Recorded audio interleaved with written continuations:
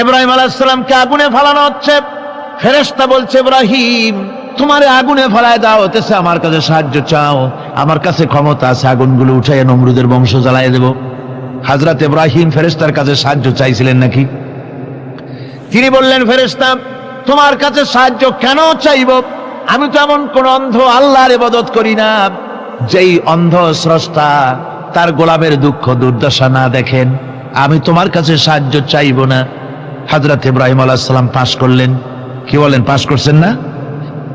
ঈমানের পরীক্ষায় পাশ। আগুনের মধ্যে হযরত ইব্রাহিমকে যখন ফেলানো হচ্ছে, রব্বুল আলামিন আগুনের প্রতি নোটিশ করে দিলেন, ইয়া নারু কুনি বারদাও ওয়া সালামান আলা ইব্রাহিম। আগুন আমার ইব্রাহিমের জন্য শান্তিদায়ক, ঠান্ডা হয়ে যা। এখন কি আর আগুনের বাপের ক্ষমতা আছে ইব্রাহিমের পোড়ানো? আর ক্ষমতা নাই। আমার বন্ধুগণ, ইব্রাহিম আগুনের ভিতরে আরামে বসা আছেন, আর ওদিকে নমরুদ বসে বসে দেখতেছে দূর থেকে। ইব্রাহিম তো জ্বলে না, গায়ের মধ্যে আগুন জ্বলে গেল। ডাক দিয়া কয়, আগুন তোর হলো কি? কেন জ্বালাইতে পারিস না আমার দুশ্মন রে? হলোটা কি তোর? তোর কি জ্বালানো শক্তি বন্ধ হয়ে গেল নাকি? আগুনের ভিতর থেকে জবাব এলো, নমরুদ রে, আমার ভিতরে জ্বালানো শক্তি আছে কি নাই যদি প্রমাণ করতে চাও, টেস্ট করতে চাও, তুই নিজে আয়, তোরে শুদ্ধ তামাম দুনিয়া জ্বালাই দিতে পারি, ইব্রাহিমের এক গাছা পশমও জ্বালাইতে পারি না। তার কারণ হচ্ছে আমি হচ্ছি মাখলুক, আল্লাহ হচ্ছেন খালিক। আল্লাহ আমাকে বলেছেন না জ্বালাতে, তুমি 1000 বার বললেও আমি ইব্রাহিমকে জ্বালাইতে পারবো না। কোরআনে কারিমে ঘটনা বলে মুমিনদেরকে সাহস দেওয়া হচ্ছে, মুমিনেরা দ্বীনের কাজ করতে গিয়ে বিপদ আবাজ আসবে, ইমানের দাবি হলো বিপদ আসবে, আর বিপদ আসলে ঘাবড়ায় যেও না, মুসিবতে পড়ে চিন্তায় পেরেশানে হয়রান হয়ে যেও না। বিশ্বকবি আল্লামা ইকবাল কি সুন্দর করে বলেছেন, আজ ভি হোক জু ইব্রাহিম কা ইমা पैदा आग कर सकती है एक अंदाज गुलिस्तान पैदा। ইব্রাহিমের ঈমান যদি আজিও কোথাও হয় বিদ্যমান, করতে পারেন অগ্নিকুণ্ডে খুবসুরত এক গুলিস্তান। আজও যদি আগুনের ভিতরে কোন নমরুদ কোন ইব্রাহিমকে যদি ফেলে দেয়, আল্লাহ রাব্বুল আলামিন আজও আগুনকে ফুলের বাগান বানায়া দিবেন। সুবহানাল্লাহ। ভয় পাওয়ার কারণ নাই, চিন্তা করার কোনো কারণ নাই। আমার বন্ধুগণ, একবার রাসূল পাক সাল্লাল্লাহু আলাইহি ওয়াসাল্লামের কাছে একজন মুশরিক এসেছেন, তার কাছে একটা ভাঙ্গা মূর্তি। হুজুর জিজ্ঞেস করলেন, তোমার মূর্তিটা ভাঙা কেন? লোকটি বলল যে এটি হচ্ছে আমার খোদা, একে আমি সব সময় সাথে রাখি, না জানি কোন সময় কোন বিপদে পড়ি, এই জন্য সাথে রাখি বিপদ থেকে বাঁচার জন্য। পথিমধ্যে আমার প্রকৃতির ডাক এলো, পেশাব পায়খানায় যাওয়ার প্রয়োজন হলো, তো মনে করলাম এমন জায়গায় এই খোদা নিয়ে যাওয়া উচিত না। খোদাকে রাস্তার উপরে রেখে তারপরে গেলাম কাম সারতে।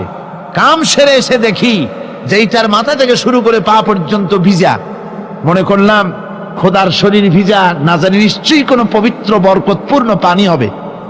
তো এই বরকতপূর্ণ পানি আমি নিজে একটু টেস্ট করলাম, জিহ্বা দিয়া চাটলাম, খাইলাম, দেখলাম যে কেমন কেমন গন্ধ আসে, আর কি একটা টক টক জাতীয় বিশ্রী রকমের।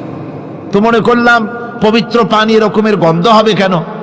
এদিক ওদিক তাকালাম, তাকিয়ে দেখি দূরে একটা কুকুর দাঁড়ানো, তার নিচের থেকে পানি টপকাচ্ছে। তখন ভাবলাম যে আসলে কোন বরকতের পানি এটা। আমি তখন রাগ করে এইটা ঠ্যাং ধরে আছাড় মারলাম যে তুই কি খোদা না তুই একটা হুদা? তুই তো নিজেরই ঠেকাতে পারিস না বিপদ থেকে, তো আমারে ঠেকাবি কি করে? হাদিস শরীফ এসছে, রাসূল পাক সাল্লাল্লাহু আলাইহি ওয়াসাল্লাম তখন হেসে দিয়েছিলেন। সে হাসিতে হুজুরের দন্ত মোবারক বিকশিত হয়েছিল, শরীর মোবারক কেঁপে উঠেছিল। হুজুর জিজ্ঞেস করলেন, আমার কাছে কি বক্তব্য এসেছো? লোকটি বলছে, হুজুর আমার কাছে আজকে এইসব জিনিসের ব্যর্থতা অসারতা ধরা পড়েছে, আমি তাওহীদের আশ্রয় নিতে এসেছি। আল্লাহর নবী বললেন, পড়ো লা ইলাহা ইল্লাল্লাহু মুহাম্মাদুর রাসূলুল্লাহ। মুমিন ব্যক্তি আত্মমর্যাদার সৃষ্টি হয় তার কলিজার মধ্যে, আত্মসম্ভ্রম, আত্মসম্মান।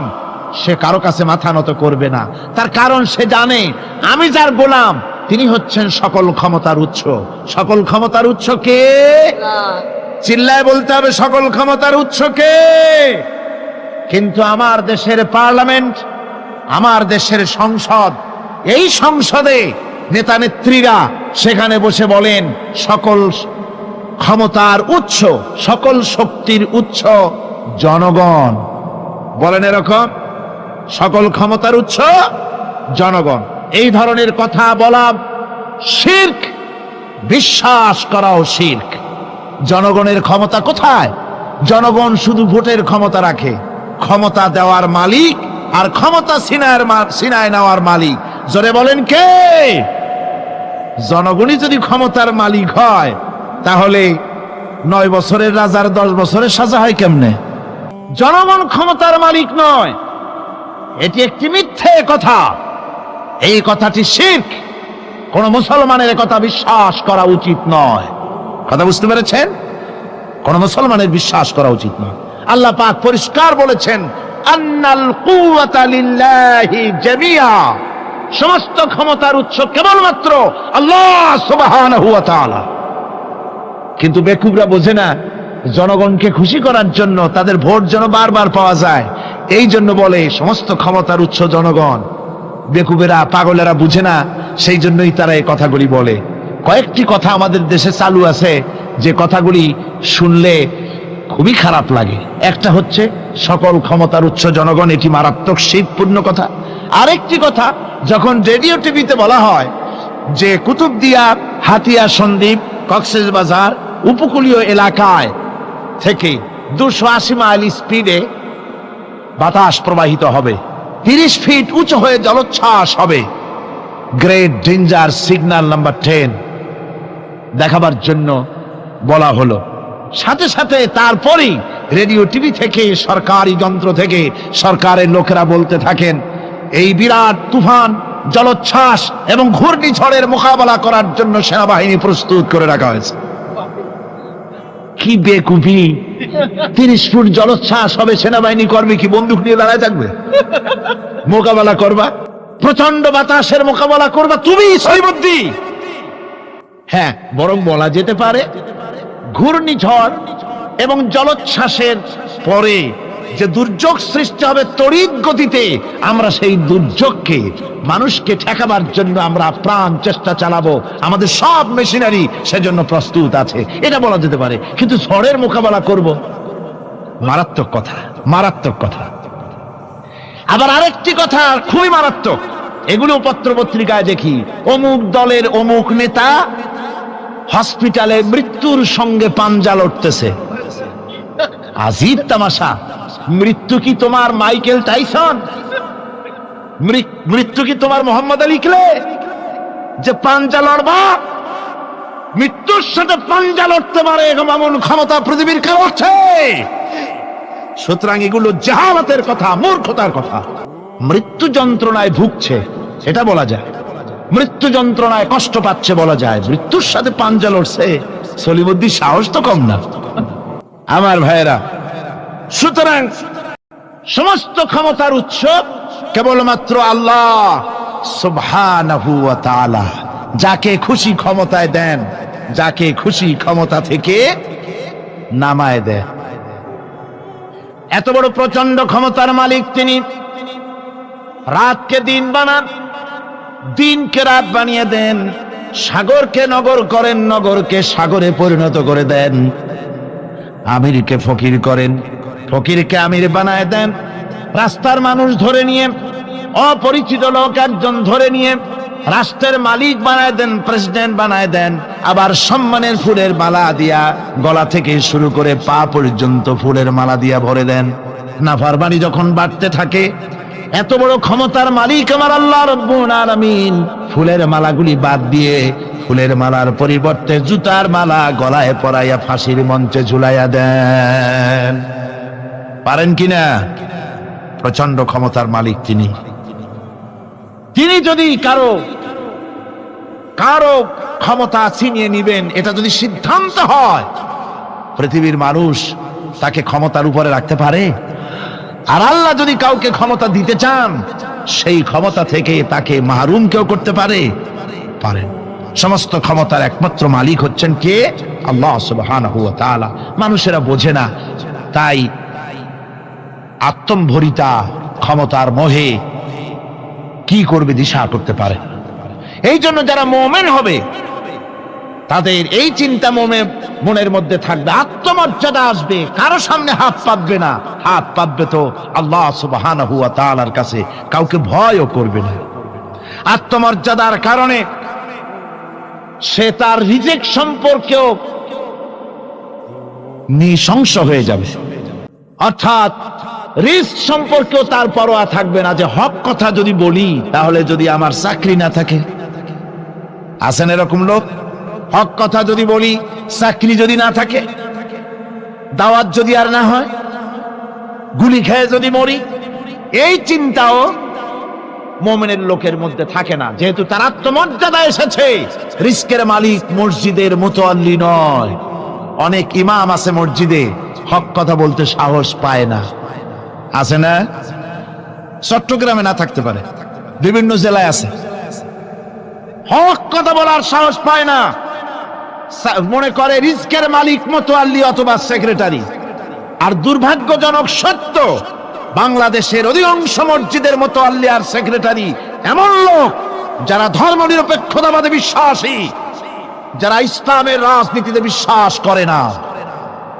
এ ধরনের বহু লোক মসজিদের সেক্রেটারি, মেম্বার, মুতাল্লি হয়ে বসে আছে, আর মসজিদের ইমামদেরকে হক কথা বলতে দেয় না। আছে না? ইমাম সাহেবরা, আমি কিন্তু পাইকারি কথা বলছি না, আলহামদুলিল্লাহ যোগ্যতা সম্পন্ন ইমাম আছেন যারা কথা বলেন। আবার কিছু লোক আছে যারা ভয় পান, আমি তাদের উদ্দেশ্যে বলছি, কোরআনে কারীম বলছে রিস্কের মালিক হচ্ছেন আল্লাহ সুবহানাহু ওয়া তাআলা। তোমার রিস্কের পরোয়াটা কিসের? ইন্নাল্লাহা হুয়ার রাজ্জাকু যুল কুওয়াতিল মাতিন। রিস্কের মালিক তো আল্লাহ পাক, তার হাতেই সমস্ত রিস্ক। রিস্ক কার হাতে? বাংলাদেশ পৃথিবীর দ্বিতীয় বৃহত্তম মুসলিম দেশ, এই দেশে বসে মসজিদে কথা বলতে ভয় পায় মুসলমানেরা, মসজিদে বসে কথা বলতে ভয় পায়। কিন্তু ভারতের দিকে তাকান, ভারতের দিল্লির জুমা মসজিদের ইমাম আব্দুল্লাহ বুখারী, লোকটার জন্য দোয়া এসেই যায় দিল থেকে। যখন কলকাতার হাইকোর্টে কোরআনে কারীমকে ব্যান করে দেওয়ার জন্য মামলা দায়ের করা হলো,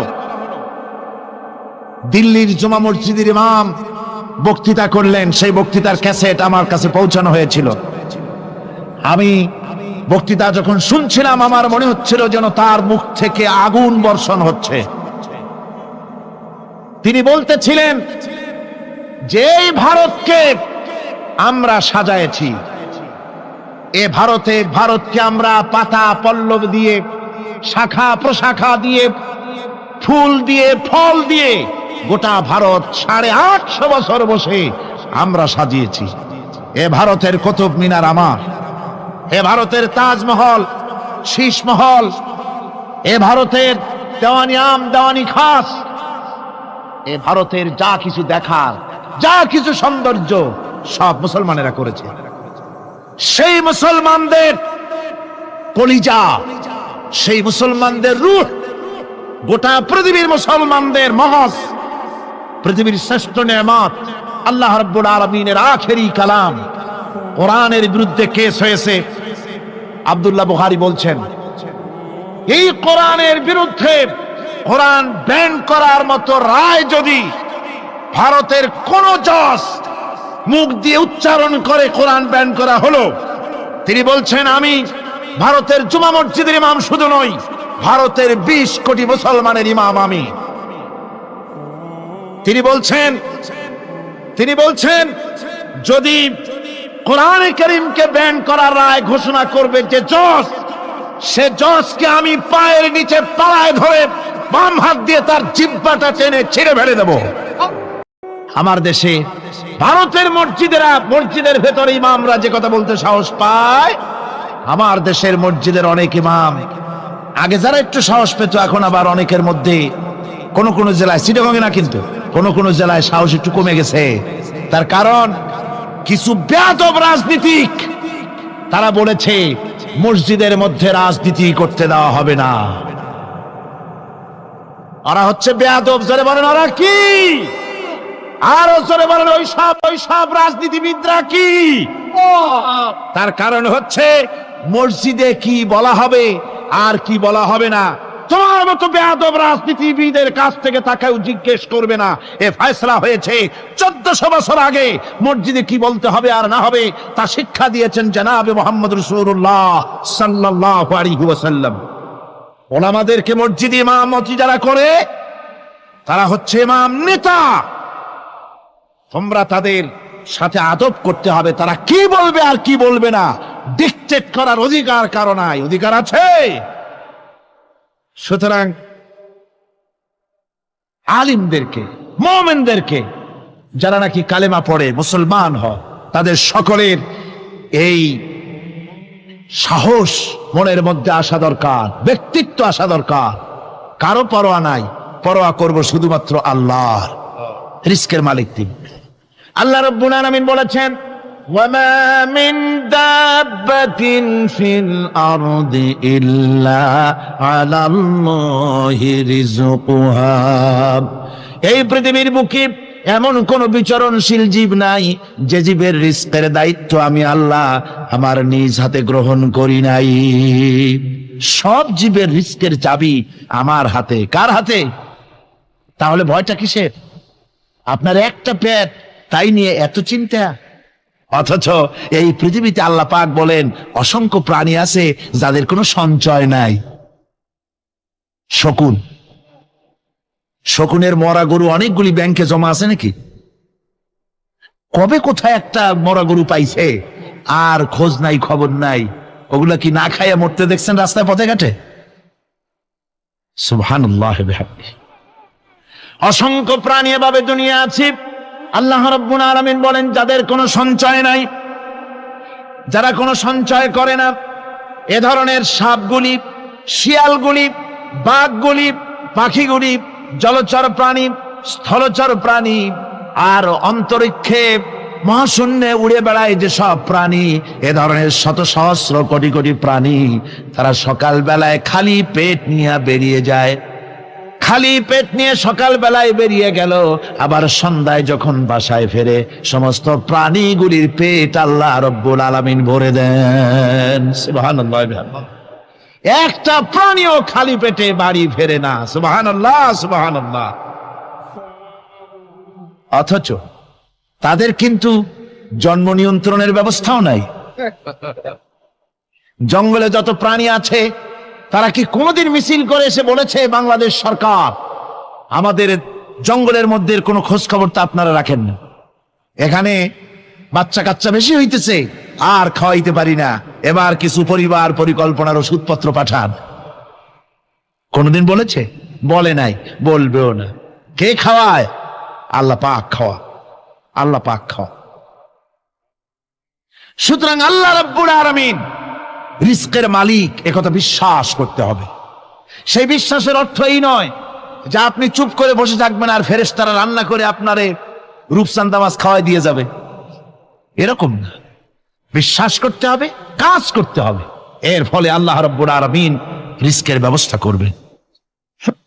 ঈমান আনার পর প্রথম যে কোয়ালিটিটা হবে সেই কোয়ালিটি হচ্ছে পার্সোনালিটি, আত্মসম্ভ্রম, আত্মমর্যাদা।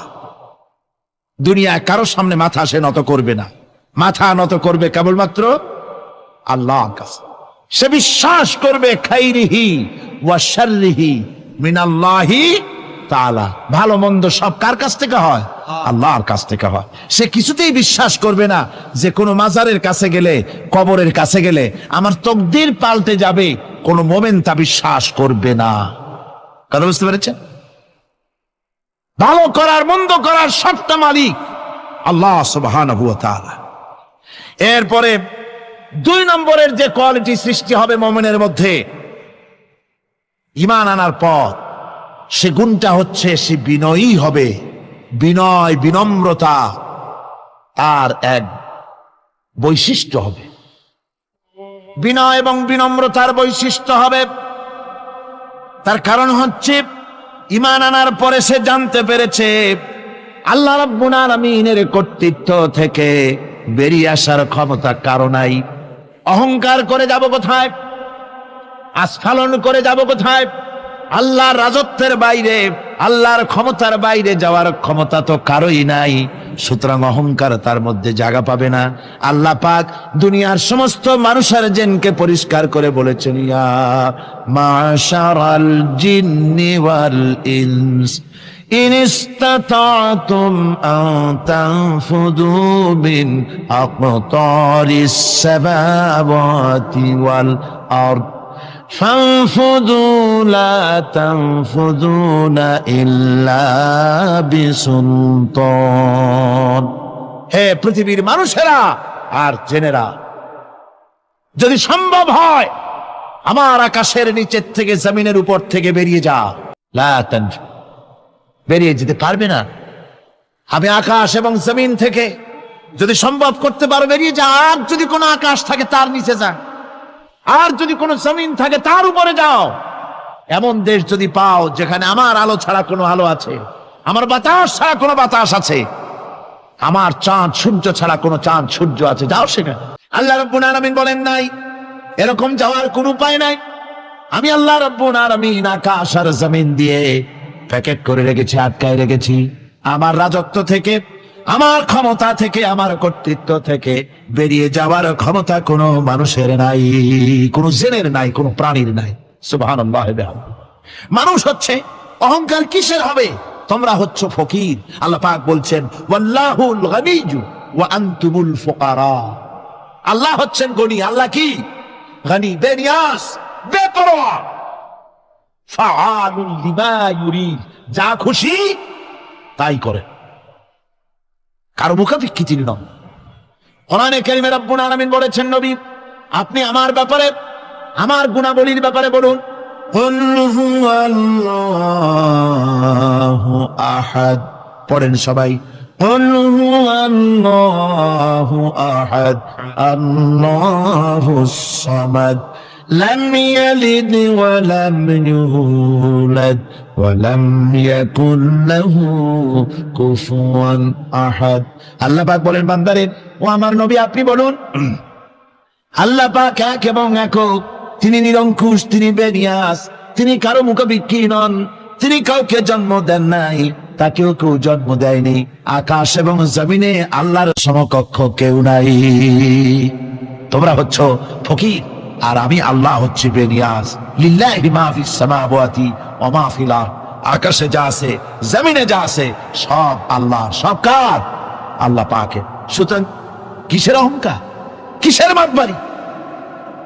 মানুষ পেছনের কথা ভুলে যায়, মোটেই চিন্তা করে না একটু আগে যারা ক্ষমতায় ছিল আজকে তারা ক্ষমতা হারা, আজকে যারা ক্ষমতায় এলো তারা আবার ক্ষমতা মস্তদে বসে দুনিয়ার সব বিপদ আপদ ভুলে যায়।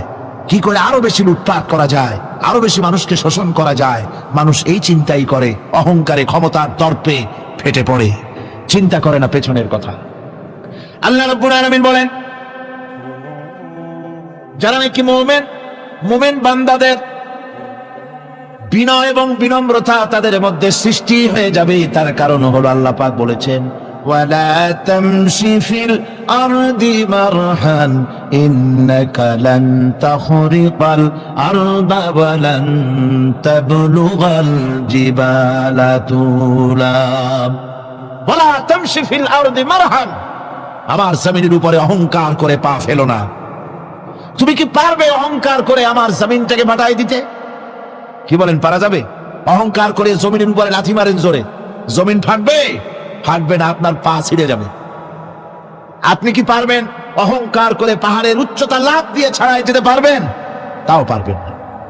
সুতরাং আল্লাহ পাকের উপরে ঈমান আনলে পরে তাদের মাথা এভাবে নত হয়ে যায়, অহংকার তাদের মধ্যে জায়গা পায় না। অহংকার কিসের অহংকার তোমার? মানুষ তার জন্মের কথা কোরআনে কারীম বলে মানুষ কি তার জন্মের কথা স্মরণ করে না? তোমার তো এমন অবস্থা ছিল, দুনিয়ায় উল্লেখযোগ্য বিষয়বস্তু হিসাবে তুমি পরিগণিত ছিলে না। তুমি হচ্ছ, তোমার জন্মের উৎস কথা হচ্ছে এক ফোঁটা নাপাক পানি, এমন নাপাক পানি যা শরীর থেকে নির্গত হলে পরে গোসল করা ওয়াজিব হয়ে যায়। এমন এক ফোঁটা নাপাক পানি যার জন্মের উৎস, তার আবার অহংকার কিসের? পৃথিবীতে অহংকার যারাই করলো আল্লাহ পাক তাদেরকে ভালো করে দেখায় দিলেন। নমরুদকে দেখায়ছেন, ফেরাউনকে দেখায়ছেন, যুগের ছোট ছোট নমরুদ ফেরাউন যেখানে যেখানে খুদে খুদে ফেরাউন হয়েছে আল্লাহ সকলকেই দেখিয়ে দিয়েছেন, দেন নাই? দেখিয়ে দিয়েছেন। সুতরাং মাথা নিচু করে চলতে হবে, বিদ্যার বড়াই করা চলবে না। কত লেখাপড়া করেছো তুমি? এমএ পাস করেছো, তাতে কি হয়েছে? সবে মাত্র বর্ণবোধ পড়েছো, জ্ঞানের রাজ্যে পা ঢুকিয়েছো, এখনো কিছু শেখনি। টাইটেল পাস করেছো, তো কি হয়েছে? কদ্দুর শিখেছো? নিউটনের মতো মানুষ মৃত্যুর সময় বললেন, জ্ঞান সমুদ্রের বেলাভূমিতে দাঁড়িয়ে সামান্য বালু কণা নিয়ে নাড়াচাড়া করলাম, অথই সমুদ্রের কিছুই দেখতে পারলাম না। শেখ সাদী রহমতুল্লাহ আলাইহি ইন্তেকালের সময় বলেছেন, মালুম শোধ কি হিচ মালুম না শোধ, সারা জীবন সাধনা করে বুঝিলাম ইহা যে কিছুই বুঝিলাম না। এগুলি হচ্ছে জ্ঞানীদের কথা। আর কোন রকম ইউনিভার্সিটির বারান্দা দিয়ে 3-4 দিন হাঁটছে, কয় যে সব বুঝি। কি বুঝছো? কয় দেয়ার ইজ নো গড, স্রষ্টা বলতে কেউ নেই। পাগল কি আর গাছে ধরে মিয়া? সুতরাং বিদ্যার বড়াই চলবে না, স্বাস্থ্যের বড়াই চলবে না, অর্থের বড়াই চলবে না। অর্থের বড়াই করবে, কত অর্থ তোমার হয়েছে? আল্লাহ যদি ইচ্ছে করেন ব্রেনের মধ্যে, মগজের মধ্যে এমন টিউমার করে দিবেন, মগজের মধ্যে এমন ক্যান্সার করে দেবেন, হার্টের ভিতরে এমন ক্যান্সার লাগায় দিবেন, 14 গোষ্ঠী বিক্রি করলে ঔষধের পয়সা হবে না। পারবে কিনা আল্লাহ কর, জোরে বলবেন পারবেন কিনা? এমন বহুত অসুখ আছে ডাক্তাররা বোঝেই না ঔষধ দেবে কি। হযরত ইউনূস আলাইহিস সালাম মাছে তারে গিলে ফেলে দিল, হতাশায় তিনি হার্ট ফেল করেন নাই। মাছের পেটের মধ্যে যদি কেউ চলে যায়, বেরিয়ে যাওয়ার জন্য কোনো ব্যাকডোর আছে নাকি? কোন পালাবার কোন রাস্তা আছে? মাছের পেটের জানালা দরজা আছে কিছু? কিছুই নেই। তিনি হতাশ হলেন না, মাছের পেটের ভেতরে বসে হযরত ইউনূস আলাইহিস সালাম বুক ভরা আশা নিয়ে আল্লাহর দরবারে তিনি ঘোষণা করলেন, লা ইলাহা ইল্লা আনতা সুবহানাকা ইন্নী কুনতু মিনাজ জালিমিন। পড়েন না সবাই, লা ইলাহা ইল্লা আনতা সুবহানাকা ইন্নী কুনতু মিনাজ জালিমিন। হযরত ইউনূস আলাইহিস সালাম বললেন, আল্লাহ তুমি ছাড়া কোনো ইলাহ নাই, তোমার পবিত্রতা ঘোষণা করছি, আমি জালিমদের অন্তর্ভুক্ত হয়ে গেছি। তিনি যখন চিল্লাচ্ছিলেন, মাসির পেটের ভিতরে বসে যখন কাতরুক্তি করতেছিলেন, আল্লাহ বুঝি তখন শোনেন নাই সে কথা? কি বলেন? আল্লাহ বুঝি তখন তন্দ্রায় বা নিদ্রায় ছিলেন? না, আল্লাহ পাক কি ঘুমান? তন্দ্রায় যান?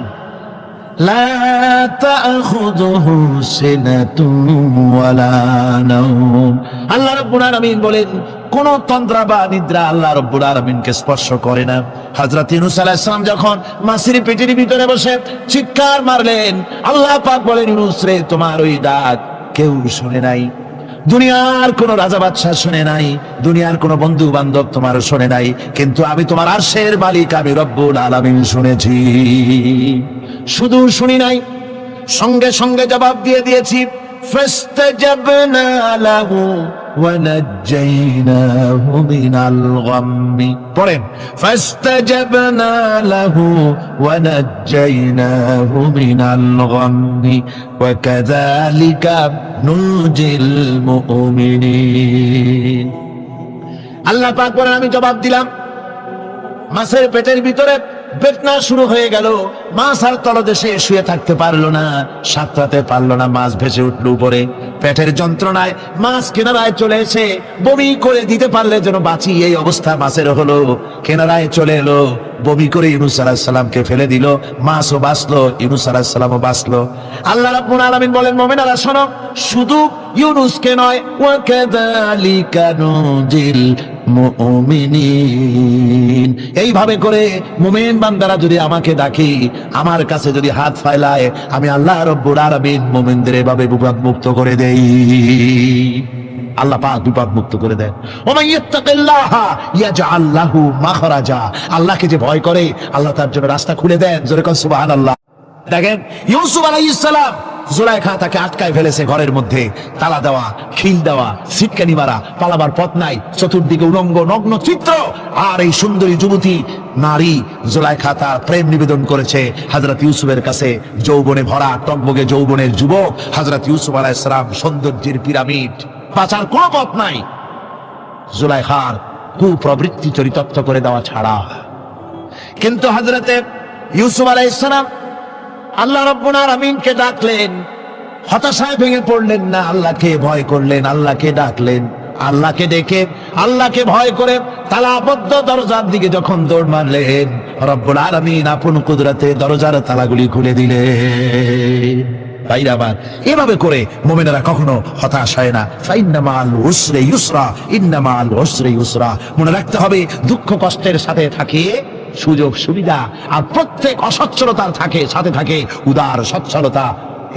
এর কোনো বিপরীত কখনই হয় না। আল্লাহ রাব্বুল আলামিন এইভাবে করে মুমিনদেরকে বলেছেন যেন তারা হতাশায় ভেঙে না পড়ে। আল্লাহ পাক বলে, বান্দা যখন আমাকে ডাকে, আমি বান্দার একদম নিকটে, তার ঘাড়ের চাইতেও নিকটে। ওয়া নাহানু আকরাবু ইলাইহি মিন হাবলিল ওয়ারিদ। আমি আমার বান্দার সারা যে রগের উপরে তার মাথা, এর থেকেও আমি আমার বান্দার বেশি নিকটে। সুবহানাল্লাহ পড়ে। আমি তোমার কাছে, আমার কাছে মাপ চাও, যত বড় গুনাহ হোক। ওয়া ক্বালা রাব্বুকুম উদউনি আস্তাজিব লাকুম। তোমার প্রভু তোমাকে ডেকে বলেছে আমাকে ডাকো, আমি মাফ করে দেব। সুবহানাল্লাহি ওয়া বিহামদিহি। কত বড় কথা, আমাকে ডাকো, নিরাশ হয়েও না, হতাশ হয়েও না। আল্লাহর গজব বেশি না রহমত বেশি? আল্লাহর রহমত বেশি। হাদিসে কুদসির ভিতরে এসেছে, আল্লাহ পাক বলেছেন, কোন বান্দা যদি আমার দিকে এক বিগত অগ্রসর হয়, আমার রহমত তার দিকে এক হাত এগিয়ে যায়। কোন বান্দা যদি আমার দিকে হেঁটে আসে, আমার রহমত তার দিকে দৌড়ায় যায়।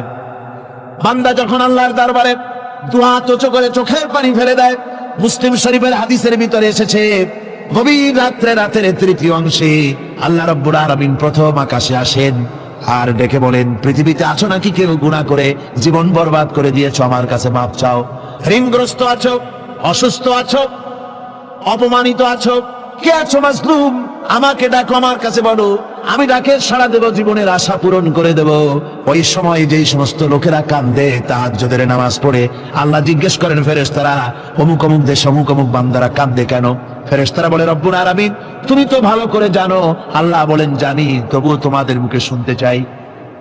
তারা বলে, রব্বুল আলামিন তোমার এই বান্দা গুনাহ করেছে, গুনার জন্য মাপ চায়, জাহান্নাম থেকে বাঁচতে চায়। আল্লাহ পাক বলেন, ফেরেশতারা আমার এই বান্দারা আমারে দেখেছে নাকি? বলে দেখে নাই। বলে আমার দোজখ দেখেছে নাকি? বলে না, তাও দেখে নাই। আমার বেহেশত দেখেছে নাকি? বলে না, তাও দেখে নাই। আল্লাহ পাক বলেন, ফেরেশতারা সাক্ষী থাকো, ওরা আমাকে দেখে নাই, আমার বেহেশত দোজখ কিছুই দেখে নাই, শুধুমাত্র আমার নবীর কথা, আমার কোরআনের কথা বিশ্বাস করে আরামের ঘুমকে হারাম করে যেভাবে তারা কাঁদতেছে, সাক্ষী থেকে যাও ফেরেশতারা, আবার রহমতের দরিয়ায় জোশ মেরেছে, আমার ওই ক্রন্দনরত বান্দাগুলিকে আমি আল্লাহ মাফ করে দিলাম। সুতরাং মুমিন বান্দা যারা, আল্লাহর মুমিন বান্দা যারা, এই ঈমানের কোয়ালিটি, এটাও হতাশায় নিরাশায় ভেঙে পড়বে না। গুনাহ তো মানুষই করে, গুনাহ হয়ে গেছে, মাপ চাও। তোমার গুনাহ কদ্দুর? তোমার গুনাহ যদি হয় পাহাড় সমান, আল্লাহর রহমত আকাশ সমান। জাহান্নামের কঠিন শাস্তি থেকে বাঁচতে হলে আল্লাহর প্রতি ঈমান আনতে হবে। আর ঈমান আনলে যে কোয়ালিটিগুলি হওয়া উচিত, সেগুলি আমি আপনাদের সামনে আলোচনা করছি। এরপর আরেকটি কোয়ালিটি হবে মুমিনের, তা হলো কঠোর কঠিন বিপদে অবিচল থাকবে, বিপদে ভেঙে পড়বে না। বিপদ আপদ, শত্রুতা, ক্ষয় ক্ষতি যা কিছু হয় সবই আল্লাহর পক্ষ থেকে, এটা মেনে নিতে হবে এবং ধৈর্য ধারণ করতে হবে। বিপদ মুসিবত শুধু উম্মতের জন্য নয়, দুনিয়ার সমস্ত নবীদের বিপদ এসেছে, হয় নাই? নবীদের বিপদ আসে নাই? কোরআনে কারীম থেকে শুনুন, আল্লাহ রাব্বুল আলামিন বলেন, وَكَذَلِكَ جَعَلْنَا لِكُلِّ نَبِيٍّ عَدُوًّا مِنَ الْمُجْرِمِينَ। আল্লাহ পাক বলেন, এমনি করে আমি সকল নবীদের শত্রু বানিয়ে দিয়েছি, সব পাপিষ্ঠ আর অপরাধ প্রবণ লোকদেরকে। প্রত্যেক যুগে নবীদের শত্রু ছিল, প্রত্যেক যুগে নবীদের কি ছিল? শত্রু ছিল। সে শত্রু কারা ছিল? আল্লাহ পাক বলছেন নবীদের শত্রু ছিল পাপিষ্ঠ আর অপরাধ প্রবণ লোক, এরাই ছিল নবীদের দুশমন। রাসূলগণের অবস্থা যদি এই হয়, তাহলে তার উম্মত, ওই দিনের ধারক বাহক যারা, তাদের বুঝি বিপদ আপদ হবে না নাকি? হবে কিনা? তো ইসলামের বিরোধিতা যারা করে, কোরআনের পরিভাষায় বলা হয়েছে ইসলামের দুশমন, নবীদের দুশমন। দুনিয়ার সব পাপিষ্ঠ আর অপরাধ প্রবণ লোকেরাই ইসলামের দুশমন হয়, নবীদের দুশমন হয়। আজও দেখেন, আজও তাকিয়ে দেখেন, ইসলামী আন্দোলনের বিরোধিতা যারা করে তারা পাপিষ্ঠ চরিত্রের কিনা তাকায় দেখেন, খুঁজে দেখেন সর্বত্র, খুঁজে দেখুন, খুঁজে দেখুন। যারা ইসলামী আন্দোলনের বিরোধিতা করে, যারা ইসলামকে মিটিয়ে দেওয়ার চেষ্টা করতেছে, যারা ইসলামকে মৌলবাদ বলে, ইসলামকে সাম্প্রদায়িক বলে, কোরআনে কারীমের কথা কত স্পষ্ট যে নবীদের দুশমন হয়, ইসলামের দুশমন হয় মুজরিম লোকেরা, অপরাধ প্রবণ আর পাপিষ্ঠ লোকেরা। আজও আমরা দেখতে পাই এই শ্রেণীর লোকেরা পাপিষ্ঠ এবং সবচাইতে সমাজের নিকৃষ্ট ধরনের চরিত্রহীন লোক। নামাজ নাই। আপনি খুঁজে দেখেন ইসলামী আন্দোলনের বিরোধিতা যারা করছে, যারা নেতৃত্ব দিচ্ছে, নামাজ নাই, রোজা নাই, চরিত্র নাই, হজ নাই, যাকাত নাই, মদ, জুয়া, জেনা, ব্যভিচার ইত্যাদিতে লিপ্ত। চেহারা দেখলে ছেলেপেলেরা 2 গ্লাস পানি খায়, ভয় ওঠে। কথা ঠিক কি রাখ? এই হলো অবস্থা। মারে কেন? মুমিনদেরকে, পয়গম্বরদেরকে, সাহাবীদেরকে এবং ঈমানদারদেরকে মারে কেন? তার কারণ হচ্ছে আল্লাহ রাব্বুল আলামিন বলেছেন ওয়া মা নাকামু মিনহুম ইল্লা আইয়ুমিনু বিল্লাহিল আজিজিল হামিদ। কাফিররা ঈমানদার লোকদেরকে অন্য কোন অপরাধী নির্যাতন চালায় না, নির্যাতন চালায় শুধু এই কারণে যেহেতু মুমিন লোকেরা পরাক্রমশালী, আল্লাহ রাব্বুল আলামিনের দ্বীনকে কায়েম করতে চায়, তার উপরে ঈমান এনেছে, এই কারণেই তারা মারে। ঠিক কিনা কর? যুগে যুগে নবীদের উপরে, সাহাবীদের উপরে যে অত্যাচার হয়েছে, সেই অত্যাচার এই কারণেই হয়েছে, অন্য কোনো কারণে নয়। এই কঠিন বিপদে অবিচলতা এবং ধৈর্যের দৃষ্টান্ত নবীগণ পেশ করেছেন পৃথিবীর বুকে। আমরা দেখেছি ইব্রাহিম আলাইহিসসালামকে আগুনে ফালানো হয়েছে, আছে না কোরআন শরীফে? আমি কিন্তু গল্প করতেছি না, সব কোরআনের কথা। কিসের কথা? ইব্রাহিম আলাইহিস সালামকে আগুনে ফালানো হচ্ছে। অপরাধ কি? অপরাধ হচ্ছে হযরত ইব্রাহিম আলাইহিস সালাম দাওয়াত দিয়েছেন লা ইলাহা ইল্লাল্লাহ। জোরে পড়েন লা ইলাহা ইল্লাল্লাহ, লা ইলাহা, লা ইলাহা ইল্লাল্লাহ মুহাম্মাদুর রাসূলুল্লাহ। হযরত ইব্রাহিম আলাইহিস সালাম দ্বীনের দাওয়াত দিয়েছেন, এক আল্লাহর দাওয়াত দিয়েছেন, ঈমানের দাওয়াত দিয়েছেন। আর কোন অপরাধ ছিল না। নমরুদ সহ্য করতে পারলো না। কোরআনে কারীমের মধ্যে সব কথাগুলি আল্লাহ পাক এই জন্য বিধৃত করেছেন, এই জন্য কোরআনে কারীমের মধ্যে সব কথা উঠাই দিয়েছেন, যাতে করে মুমিনেরা বিপদ আসলে পরে যেন ঘাবড়ে না যায়। ইব্রাহিম আলাইহিস সালামকে আগুনে ফেলানো হচ্ছে। ফেরেশতা বলছে ইব্রাহিম তোমারে আগুনে ফেলায় দেওয়া হতেছে, আমার কাছে সাহায্য চাও, আমার কাছে ক্ষমতা আছে, আগুনগুলো উঠাই নমরুদের বংশ জ্বালিয়ে দেব। হযরত ইব্রাহিম ফেরেশতার কাছে সাহায্য চাইছিলেন নাকি? তিনি বললেন ফেরেশতা তোমার কাছে সাহায্য কেন চাইব? আমি তো এমন কোন অন্ধ আল্লাহর ইবাদত করি না যেই অন্ধ স্রষ্টা তার গোলামের দুঃখ দুর্দশা না দেখেন। আমি তোমার কাছে সাহায্য চাইব না। হযরত ইব্রাহিম আলাইহিস সালাম পাশ করলেন। কি বলেন, পাশ করছেন না?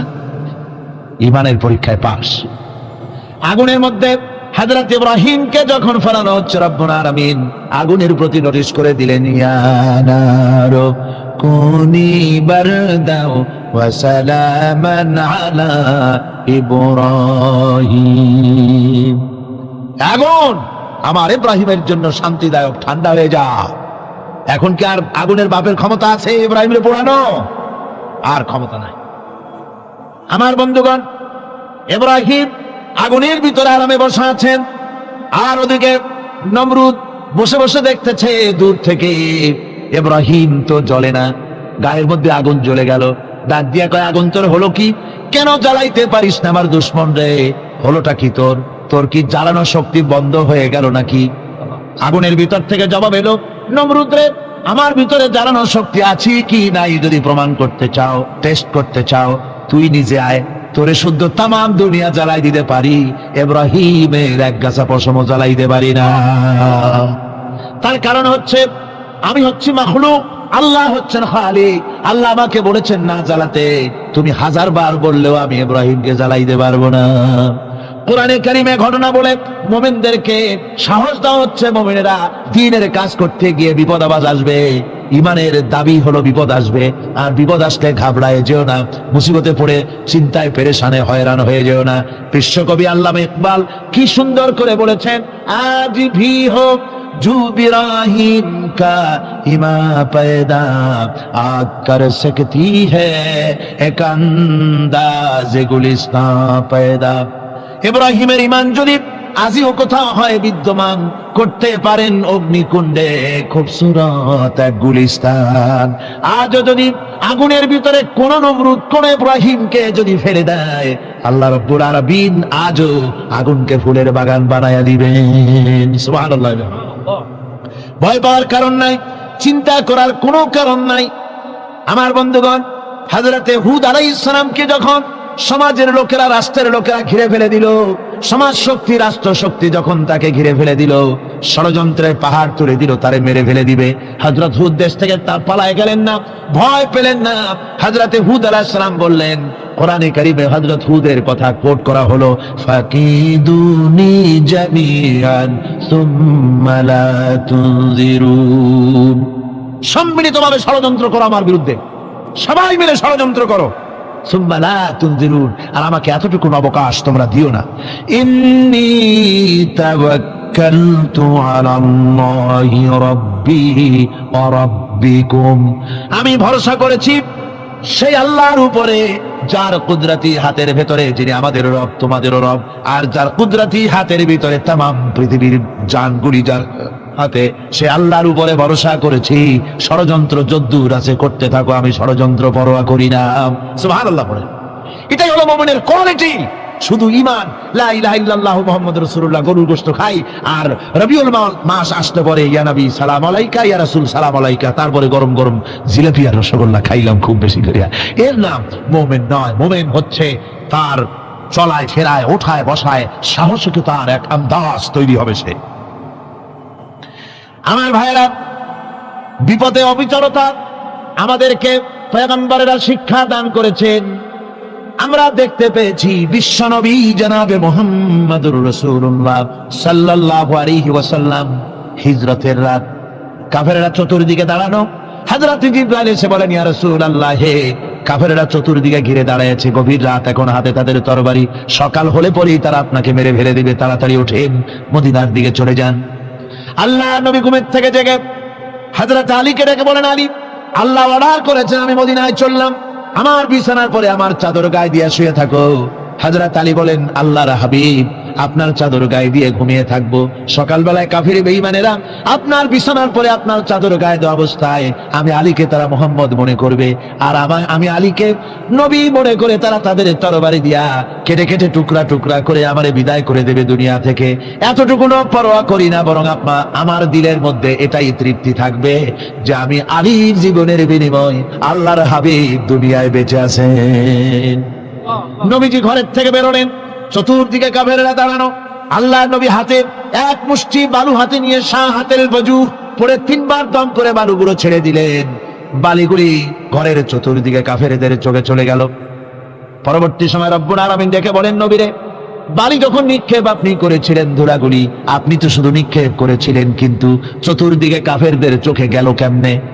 একদিকে মেরেছিলেন, সেই দিকেই তো যাওয়ার কথা ছিল, চতুর্দিকের কাফেরের চোখে চোখে সেগুলো পৌঁছে গেল কেমনে? ওয়ামা রামাইতা ইদ রামাইতা ওয়ালাকিন্নাল্লাহ রামা। আপনি নিক্ষেপ করেন নাই, যখন আপনি নিক্ষেপ করেছিলেন আপনি তো শুধু বালুকণা ছেড়েছেন, আর ওই বালুকণাগুলি ঘরের চতুর্দিকে সব কাফেরদের চোখে পৌঁছবার দায়িত্ব আমার কুদরত গ্রহণ করেছিল।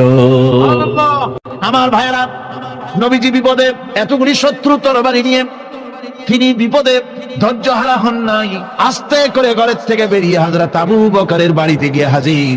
দরজায় গিয়ে আওয়াজ দিলেন আবু বকর, অমনি দরজা খুলে গেল। লাব্বাইক ওয়া সাদাইক। হুজুর বলেন, আবু বকর রে, একটা ডাকে কেমনে সাড়া দিলে? তুমি কি ঘুমাইছিলে না? হযরত আবু বকর বলেন, হুজুর আপনি বলেছেন আমাকে নিয়ে হিজরত করবেন, আমি মনে মনে চিন্তা করেছি না জানি কত রাত্রে নবীজি আসেন, উঠতে যদি আমার দেরি হয়ে যায়, নবীজি যদি দরজার কাছে দাঁড়ায় দাঁড়ায় আমার ডাকাডাকি করে আর আমি যদি ঘুমায় থাকি, তাহলে আল্লাহ নবীর সঙ্গে বেয়াদবি হয়ে যাবে। এই মনে করে বিছানায় না ঘুমাইয়া আপনার গলার আওয়াজ শোনার জন্য এই দরজার সঙ্গে পিঠ লাগাইয়া লাগাইয়া দাঁড়ায় ঘুমাচ্ছিলাম। আল্লাহ নবী হযরত আবু বকরকে সঙ্গে করে নিয়ে চললেন মদিনার দিকে, উল্টা পথে রওনা করলেন। বারবার কাবা শরীফের দিকে তাকাতে লাগলেন।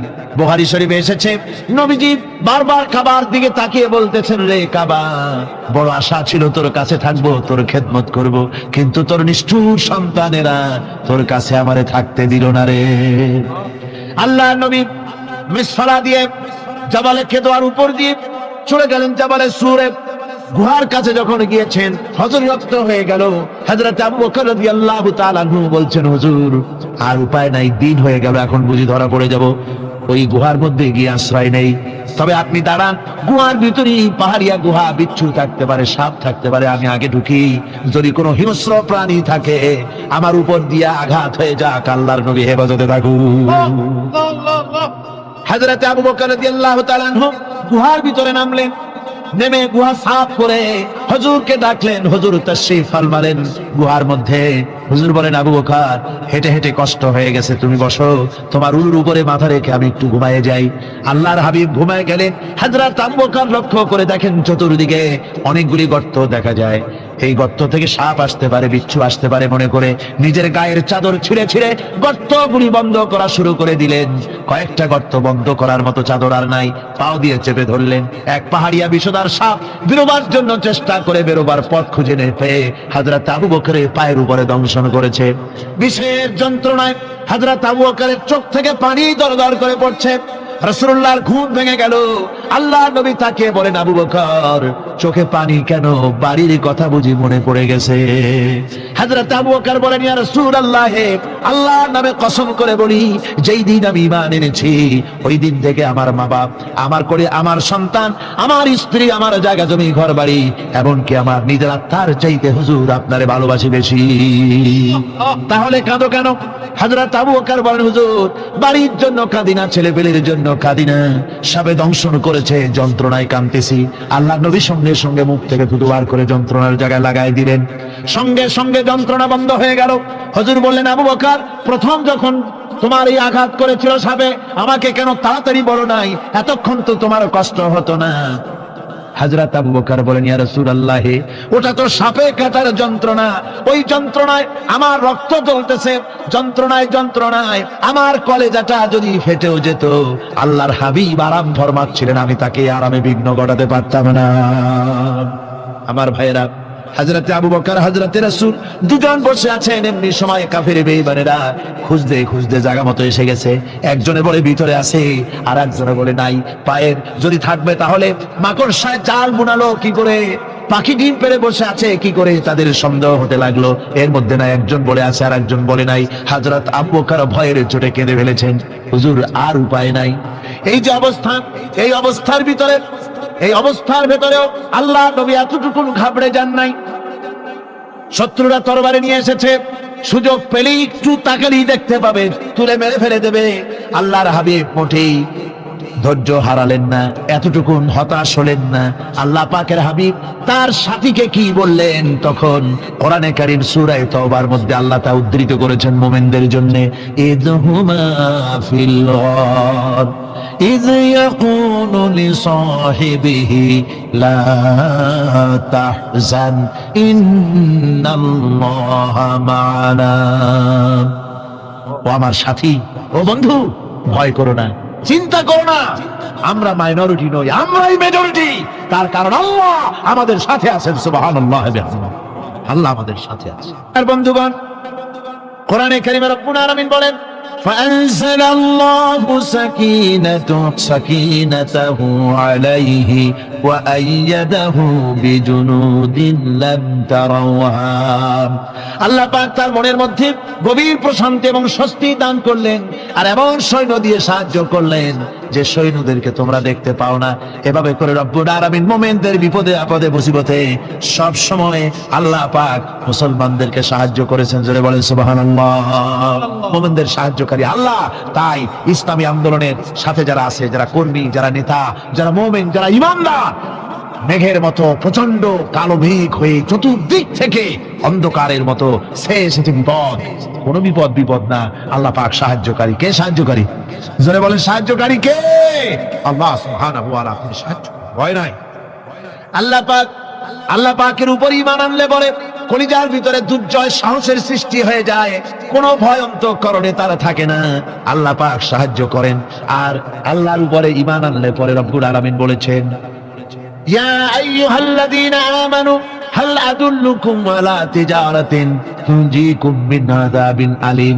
এমন একটা ব্যবসার কথা কি বলবো না যে ব্যবসায় তোমাদেরকে জাহান্নামের আযাব থেকে বাঁচায় দেবে। তার প্রথম কাজই হলো আল্লাহর প্রতি ঈমান আনা। ঈমান আনলে পরে এই সমস্ত গুণ তৈরি হয়ে যায়। আর ঈমানে সবচাইতে উপকৃত হয় সমাজের লোকেরা, রাষ্ট্রের লোকেরা, পরিবারের লোকেরা, দেশের মানুষ উপকৃত হয় মুমিনদের দিয়ে ঈমানের কারণে। তার কারণ হলো একজন মুমিন, একজন ব্যক্তি যখন ঈমানদার হয়, মুমিন হয়ে যায়, আল্লাহর প্রতি যখন প্রগাঢ় বিশ্বাস তার এসে যায়, তখন সেই ব্যক্তি নৈতিকতার মান তার বেড়ে যায়। জোরে বলেন সুবহানাল্লাহ। নৈতিক চরিত্রের উপরে সে প্রতিষ্ঠিত হয়, সে মিথ্যা বলতে সাহস পায় না। মুমিন ব্যক্তি মিথ্যা বলতে সাহস পায় না।